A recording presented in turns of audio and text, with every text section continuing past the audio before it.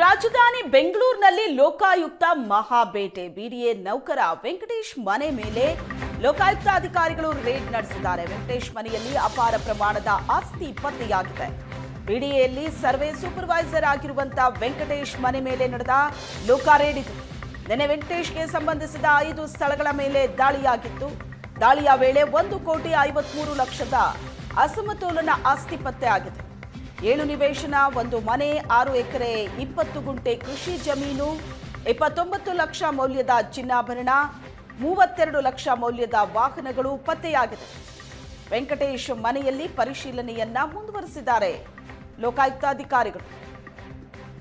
BDA ನೌಕರ ವೆಂಕಟೇಶ್ ಮನೆ ಮೇಲೆ ಲೋಕಾಯುಕ್ತ ರೇಡ್ ಆಗಿದೆ. ವೆಂಕಟೇಶ್ ಮನೆಯಲ್ಲಿ ಅಪಾರ ಪ್ರಮಾಣದ ಆಸ್ತಿ ಪತ್ತೆಯಾಗಿದೆ.